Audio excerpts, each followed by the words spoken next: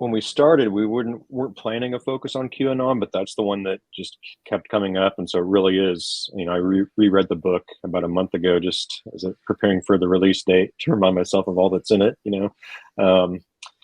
And yeah, so QAnon was the main one. It kept coming up, and so that's one reason the title reflects that. And it's so prevalent, especially.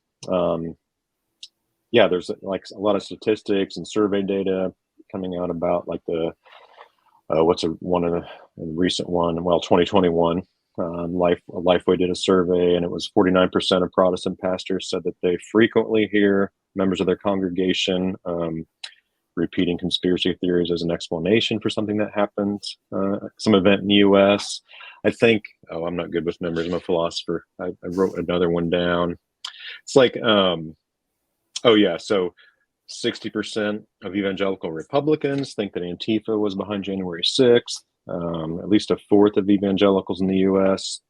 believe some QAnon. So it's not an all or nothing thing, right? Just because someone believes maybe there's a deep state, it doesn't necessarily mean they believe the whole QAnon thing, which now, it started off as there's this cabal, right? That's the word that comes out. Evil group of sort of Democratic politicians, entertainment, news media elites, and they're Satanists and pedophiles, and this sort of child sex trafficking is going on. And Q, right, is someone who claims to have it's kind of intelligence clearance, and so they started and dropped these clues, right? The information on 4chan, I guess it was in 2017, then 8chan, but now it's just so huge. Not just like, I think things that get attributed to Q are a part of QAnon. They're mutually contradictory sometimes. So it's just this unwieldy, kind of like the information in general, just this unwieldy mess.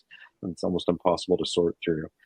So, but I think our concern is that, and one thing that motivated us was there do seem to be like at least some segments of American Christianity seem more prone to buy into some of this stuff.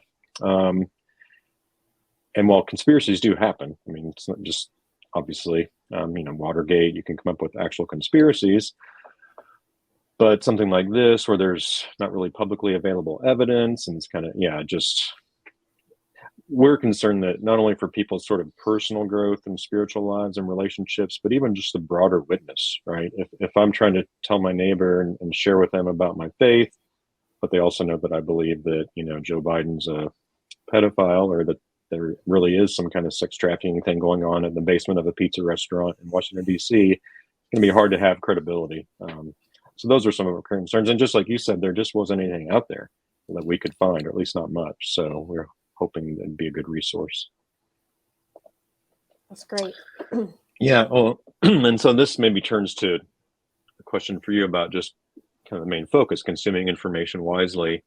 And so both books touch on this, obviously, whether it's a post from your aunt or grandmother or whoever on Facebook that's kind of off, or someone who's like bought fully into QAnon or some other conspiracy theory.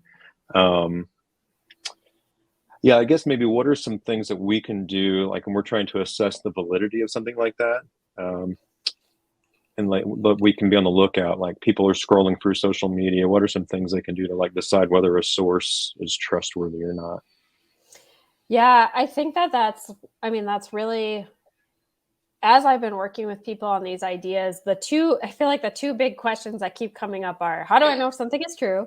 And how do I talk to my friends about it? Or like, how do I talk to someone I think believes misinformation? And with the first part of like, just how can you tell? I think our online environments are just making it harder and harder.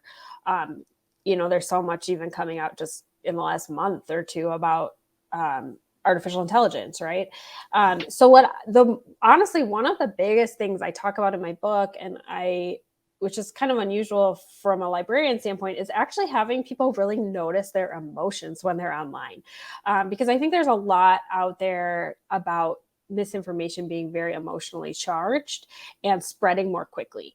And so one of the first things I really recommend is just that people pay attention to their internal emotional state when they're online. And that's also very counter what our online platforms are trying to do, right? They're trying to keep us engaged. They want us looking at these pages. They want us scrolling, so that, it's usually very ad revenue generating for them if we stay on those pages and we can see more ads. And so I really start with like our internal state and say, if we can pay attention to ourselves, and that's not always a barometer, right? Just because something is emotional doesn't mean it's true or false, but that can help us slow down a little bit to maybe even know what we want to investigate further. Because I don't think it's not realistic for all of us to fact check everything. And like, that's just not going to happen in our online world. But if we can pay attention, like, oh, this content is making me really angry, or this content is making me maybe really, I'm so excited because this must be true, right? Like because I agree with it. I think that can be the first step to then taking some deeper investigation. So I always start with checking our emotions, noticing them, being mindful of them as a barometer to help us think what else might we want to look into. And then one of the other big things that I think can get sort of missed is really looking at the creator or the credentials of someone that's put information out there. I think it's really easy for people to create content, on social media or wherever, and it might look like they have credentials, or they might look like an expert, or they might sound like an expert. But how can we really take 30 seconds and Google their name and see, do they really have the credentials they say they do? It's just so easy for things to get put online without any context. And so I really encourage people to look at who's created it. Usually someone who has good credentials is going to have even just like a LinkedIn page. And so just even small things like that can help us just get that better sense of like, is this accurate? And then I also highly encourage using fact-checking websites like Snopes or factcheck.org or Politico. A lot of these organizations are doing fact checks on like very specific things. So like so-and-so said this thing, right? Biden said this thing in the news, or so-and-so did this thing. And there's a lot of people who are doing that work already. We don't need to reinvent the wheel. A lot of times people don't like when I say that because they think one of those platforms or another is very biased. And I always say, like, we're never going to find unbiased information on everything. That's just not realistic. But they are doing the research. They are looking into it, and a good fact check will cite their sources. So if you aren't sure if you even believe that, you can at least look at where they got their information from. And so those are like a few little things that I usually recommend in terms of just saying like, hey, check your emotions. See if you can tell who created it. Like, do they have any credentials? And then take advantage of people who are already fact checking specific things. I think we hear sound bites on the radio all the time, or we just see an image scrolling through something on social media. And there's a lot of people who are already investigating those things. So if that helps you figure out the truth, then take advantage of it instead of going down a rabbit trail and still wondering if it's true.